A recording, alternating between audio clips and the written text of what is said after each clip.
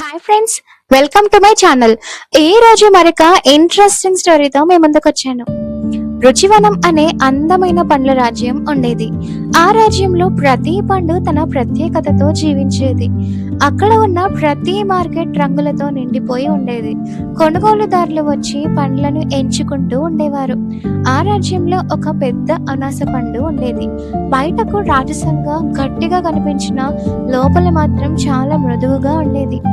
చిన్నప్పటి నుంచి అనాస పండు అందరితో కలిసిమెలిసి ఉండేది.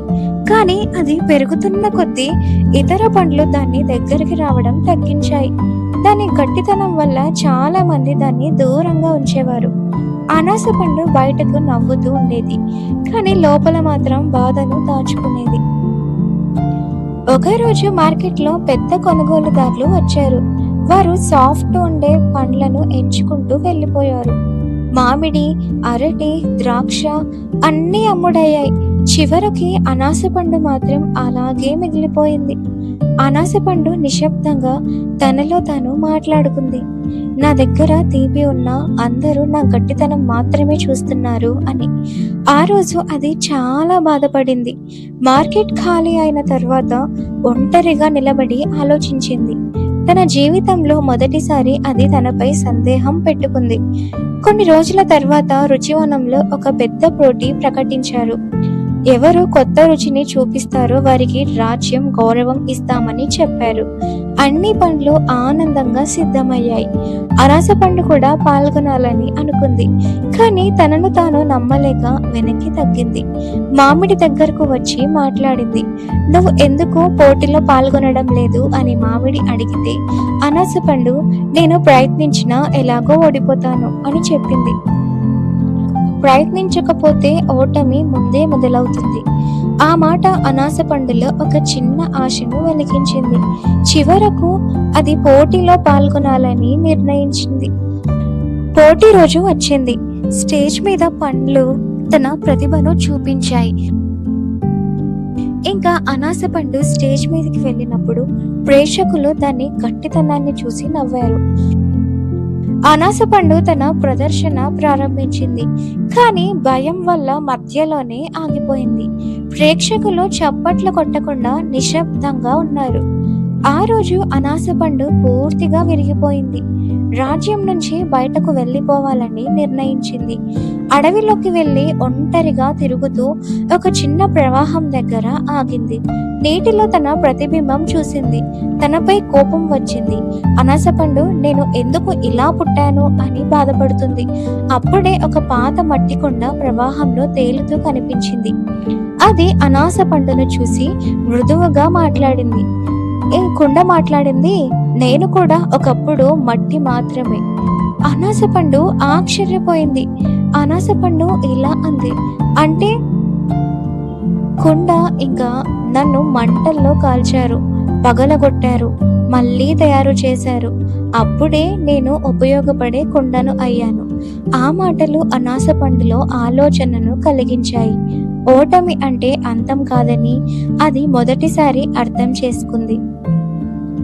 కొన్ని రోజులు అది అడవిలోనే ఉండి తన గురించి ఆలోచించింది. తన గట్టిదనం కూడా ఒక బలం కావచ్చని గ్రహించింది. తన రుచిని కొత్తగా చూపించాలని నిర్ణయించింది. తన తొక్క తొలగించి లోపల ఉన్న తీపిని బయటకు తీసుకురావడం నేర్చుకుంది. కొన్ని నెలల తరువాత అది తిరిగి రుచివనానికి వచ్చింది. ఈసారి అది భయపడకుండా ధైర్యంగా నడిచింది. రాజ్యంలో మరోసారి పోటీ ప్రకటించారు. అనాస పండు స్టేజ్ మీదకు వెళ్ళి తన కొత్త రుచిని అందరికీ చూపించింది. ప్రేక్షకులు ఆశ్చర్యపోయారు. అందరూ దాని రుచిని మెచ్చుకున్నారు. జడ్జ్ ఆనందంగా మాట్లాడాడు, నీ తీపి ప్రత్యేకం. ఈ మార్పు ఎలా సాధించావు అని అడిగితే అనాస పండు చిరునవ్వు నవ్వింది. ఓటమి నాకు నేను ఎవరో నేర్పింది. ఆ రోజు అనాస పండు విజేతగా నిలిచింది. కానీ దానికి గెలుపు కంటే ముఖ్యమైన విషయం అర్థమైంది.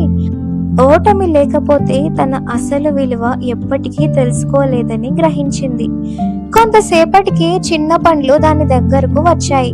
చిన్న పండు మేము ఓడిపోతే ఏమి చేయాలి అని అడిగితే అనాస పండు మృదువుగా సమాధానం ఇచ్చింది.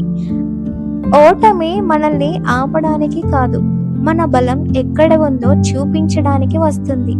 ఆ రోజు నుంచి రుచివనం రాజ్యంలో ప్రతి పండు ఓటమిని భయపడకుండా జీవించడం ప్రారంభించింది. అనాస పండు మాత్రం తన జీవితాన్ని ఇతరులకు ప్రేరణగా మార్చుకుంది. సంవత్సరాలు గడిచాయి. రుచివనం ప్రపంచంలో అనాస పండు కథ ఒక మార్గదర్శకతగా మారింది. కొత్తగా పుట్టిన ప్రతి పండు ఆ కథ విని పెరిగింది. ఎవరికైనా ఓటమి వచ్చినప్పుడు వారు అనాస పండు మాట గుర్తు చేసుకునేవారు. అనాస పండు తన జీవితాన్ని చూసి ఒక విషయం అర్థం చేసుకుంది. గెలుపు మనకు ఆనందం ఇస్తుంది, కానీ ఓటమి మనకు అర్థం ఇస్తుంది. ఆ అర్థమే జీవితాన్ని మార్చుతుంది. సూర్యాస్తమయం సమయంలో అనాస పండు మార్కెట్ మధ్యలో నిలబడి నవ్వుతూ ఉంటుంది. ఒకప్పుడు తనను తిరస్కరించిన అదే మార్కెట్ ఇప్పుడు దాన్ని గౌరవంగా చూస్తుంది. కానీ అనాస పండు మనసులో మాత్రం ఒకే మాట ఉంటుంది: ఓటములు నా శత్రువులు కావు, అవే నా గురువులు. ఫైనల్ గా మోరల్ ఆఫ్ ద స్టోరీ ఏంటి అంటే, ఓటమి అనేది జీవితానికి ముగింపు కాదు, అది మన విజయానికి రహస్య ద్వారం. మీకు ఇంకా ఇలాంటి స్టోరీస్ కావాలి అంటే నా ఛానల్ ని సబ్స్క్రైబ్ చేసి అలాగే బెల్ ఐకాన్ ని కూడా క్లిక్ చేయండి. Thank you for watching.